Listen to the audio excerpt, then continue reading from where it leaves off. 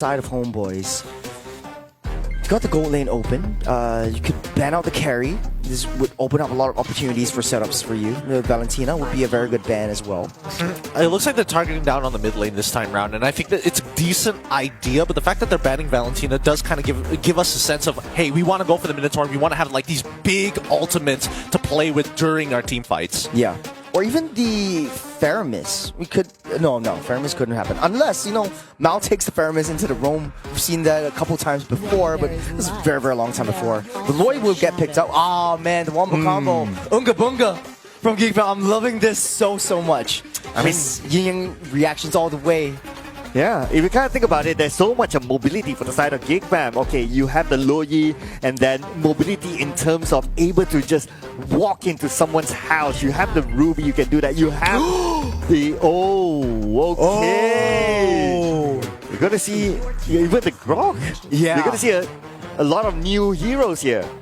Okay, so I think Grok EXP makes sense, and then Carmilla roam. Because then you have a lot more... No, but oh man, wait a second. Yep. Carmilla EXP or Grok EXP? I'm feeling like it's going to be more of a Grok EXP. It could be a Carmilla EXP for all we know. It's tough to say, but let's let Geek Fam kind of predetermine their last pick. Because generally we know that Homebois, they're going to team fight, and if that Curse of Blood attaches at least, I would say, more than 2 people. It's got to get more value than 2. Anything above 2 is definitely profit, cash money. But Geek Fam, they're also careful about this, right? The time. Yeah, the time. Yeah, I was thinking about that as well. Because then you just have to lay back and let your front line do everything. You just need to chunk down everything from the back. So that backline initiation would come in the form of Amal and maybe Mal. Going into a lot of these team fights, but Homebois, they're very, very smart. They know that they're fighting against a team fight team. They're always going to stick together as 5. That's where Carmilla being picked up was so smart. And that's the Malaysian flavor that I like. Just throwing some little spices here and there, getting a little bit more flavor, which is what we're lacking in Singapore.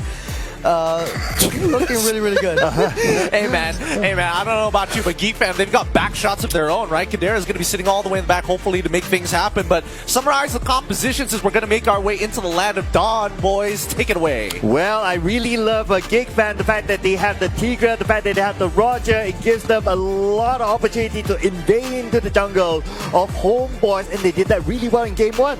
Yeah, diversion is going to be a huge factor for Geek Fam. They really like to play that macro game. It's really going to be interesting to see how that Loyi is going to be played around. A boy is going to be piloting that as well. So again, 3rd game in a row, the Alpha and the Roger starting off in the jungle. Roger, as we know, or Vincent with the Roger is going to be a little bit more faster in that rotation. Definitely going to be singling out the EXP side, but it's going to be a little bit harder because right now it's going to be okay. Grok, roam, Carmilla, EXP. I don't know how that's going to play out because Carmilla in the roam might make a little bit more sense because you are able to just stun up. You're getting a lot of that nice little factors. But then again, that crowd control immunity that Grok brings to the table might be vital for Homebois. And you're also a little bit more tankier with the Grok, right? Especially at the early game. And that's what you want to have at the EXP. You want somebody who's able to sustain at that stage. But I guess the idea here is a little bit different. The fact that we saw Yetri go straight onto the backline, clears off the minion wave quickly, just so that he does not need to deal with the 1v1 against Gob. Oh, Mal singling out Vincent. He's in a spot bottom. There's a 3-on-1. He's able to just jump out of there, but he's going to lose that lizard. And Homebois, they are learning from Game 1, it seems. They're taking the fight to Vincent, not allowing him to farm. But then again, it is the Roger that we're talking about. He can farm really fast. He moves around the map fast as well. So he should be able to recover from that. And that recovery could start here. The fact that he's going to get the gold crab, the experience crab, and maybe Yetri. But no, he's not interested in Yetri yet. No. It's very, very difficult to take down a Carmilla. I know myself because she's got a lot of sustain, especially with the first skills. You got that bats to just heal you back up. And every single time you hit a target, it spins faster and faster and faster. The only thing is that I'm really just thinking of is the slow lane clearing that Carmilla provides in the EXP side. But it's a 3 men trying to collapse down onto the EXP. They're trying to get a boy up to level 4 as fast as they can. Try to get the diversion play so that they can set up a nice play with the diversion. So this is going to be interesting. But look at this. Okay, Baloski is not level 4 yet, so he does not have the implosion though. So he's more of like tank at this moment. But nice one by Gubs from the backline. Boy secures the first split this time.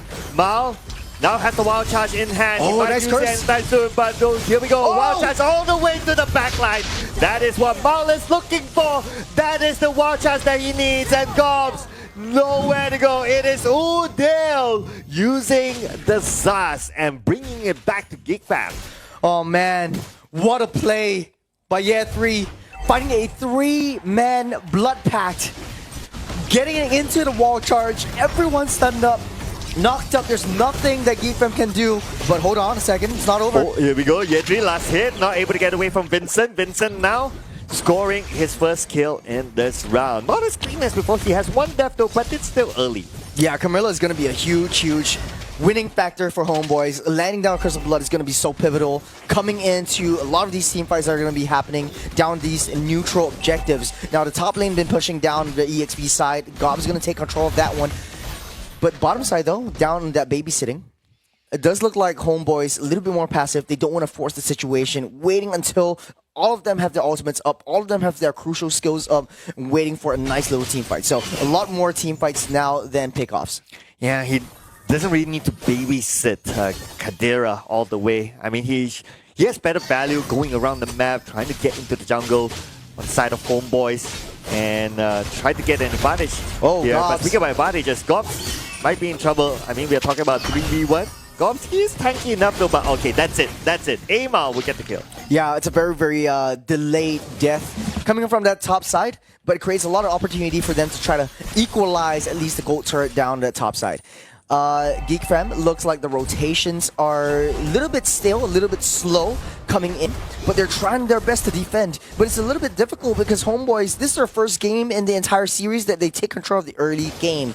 And they do have that late game priority as well in the form of the Moskov and the Zask. So Geek Fam really has to try to find a way to control the mid side. Zaz has been free roaming as and when. We haven't seen a diversion play from a boy, so this is going to be really interesting. Yeah, but we might see a play here by Geek Fam though on top. But then again, it's not going to be that easy to take down Yetri, so he just needs to walk away. But that's not going to be the objective for Geek Fam for now because all they need to do is to try to zone out the members of Homeboys since the turtle is going to come up.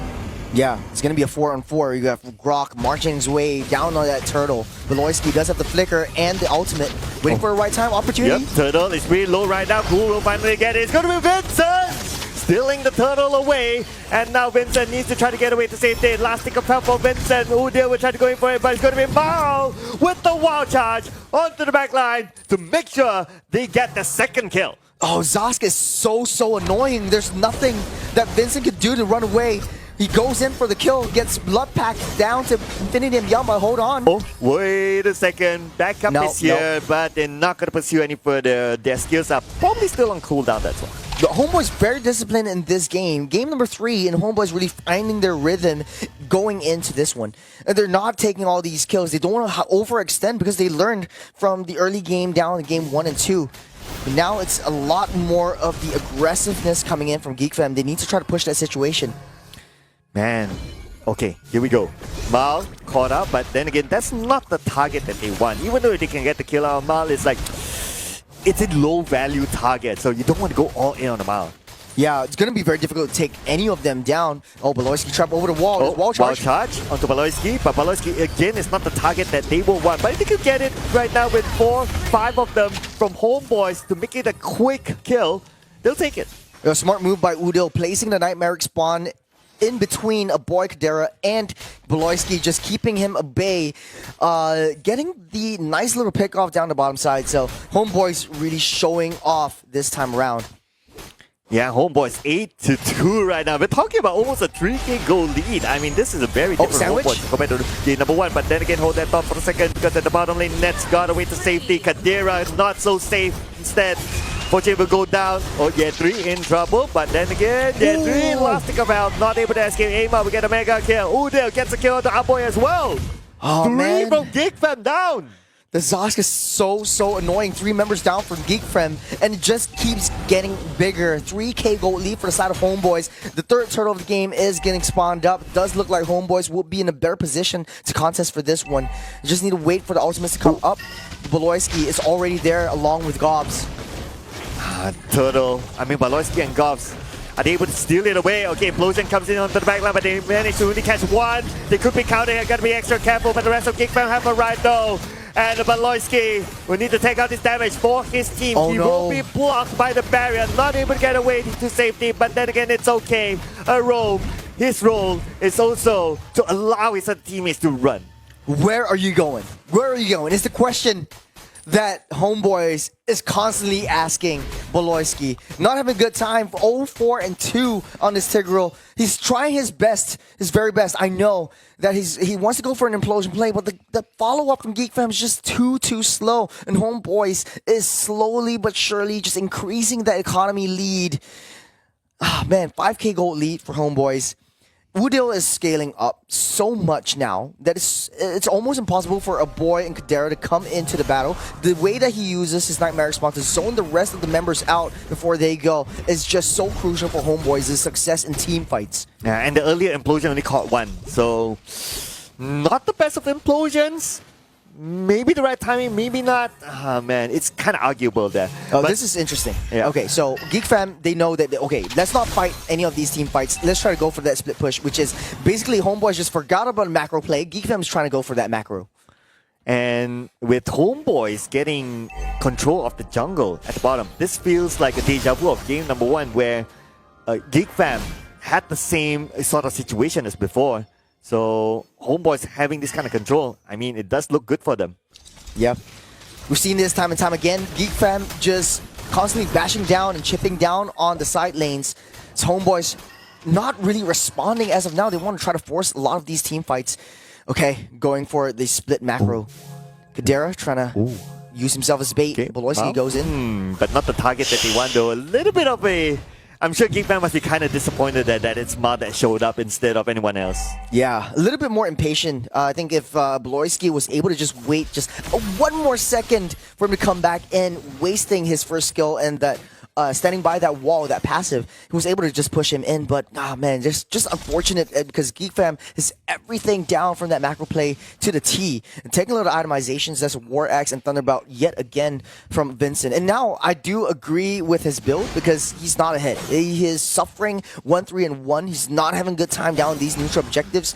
It's very, very difficult for them to find a really nice setup coming in from onto Homeboys. And so he wants to go a little bit more defensive. But then again, how long can you wait? Because Homeboys are just slowly but surely scaling. Yeah, and they will secure the next Lord for sure. Unchallenged, but maybe Geek Fam might want to try to get something out of this. But Loyski returns back to safety, but straight up onto the backline is going to be Vincent with the shutdown. And looks like Nets will get gobs. Vincent gets yet 3. Double kill for Vincent. And Vincent again and again and again. This guy, he's just carrying Geek Fam. It's just a really front to back. It doesn't get any scrappier than this. Homeboys and Geek Fam just building a wall in front of them and just fighting alongside that wall. It does look like Ye3 made a very, very nice blood pact onto 4 members, but the follow-up, the damage just wasn't there. I don't know why, but Geek Fam was just sustaining their way all through everything. Even though Udil was able to just do that damage, get out safe, it just wasn't enough. Let's take a look at the damage real quick. It does look like a boy is still top of the charts, and that's where the damage from Geek Fam is coming from. You're just riding on a boy's diversion reactions, or yin-yang reactions, so to speak. Okay, it's not over yet for Geek Fam though, but here we go. Ma with the ball charge onto Baloyski, but that's not the target that they want, but still Nets! Wow! Where did that come from? Nets still able to get the kill onto Baloyski, and now without Baloyski as their main forefront guy to make the initiation, no implosion. This is go time for Homeboys. The SOD actually deals a lot of damage coming in from Nets, so slowly but surely the itemization's building up, and that's where I want to see. Radiant Armor already built up by Amon as we speak, but Kadera, that's a power spike, Holy Crystal. So in the midst of fights, Geek Fam will try to utilize Kadera a little bit more, and that's what I want to see in a lot of these scrappy little fights down these neutral objectives. Homeboys, they don't want to push the issue. They don't want to force it. All lanes are being paused up. Geek Fam needs to be able to walk themselves out of that base into an area that they're not comfortable with. But Homeboys, they like to see that. Look at this. Baloyski trying to open up the space at the bottom just to gather information. If we look at the items though, at this point, Nets, he's pretty stacked up. He has his Trinity items as well. all done and complete. He's ready to engage anytime. It's a very rich Udil though. He's got the Holy Crystal, Glowing Wand, and the Divine Rapier, just to get a little bit more damage down onto a lot of these team fights. He has shown that he's second on the damage leaderboards, but it's just not enough for a lot of these fights because it's still single target if we play it onto that one. Homebois needs to find a way to try to take out a boy. There's just basically that backline. Udil is going to be that main source of damage. Looks like Geek Fam, they're trying to trap Homebois, but Homebois not biting it. I mean, the moment they saw that Geek Fam is nowhere on the map, even Homebois, they kind of stop. Until now, they see Baloyski. Okay, Baloyski. Oh, that's a solo conceal. I think he just wants to repo himself to get ready for that Lord. Now, this is going to be a very, very interesting one because the version is up and available for a boy. I think they want to start this Lord and try to get that push and pull away from Homebois to find that opportunity to fight that back line.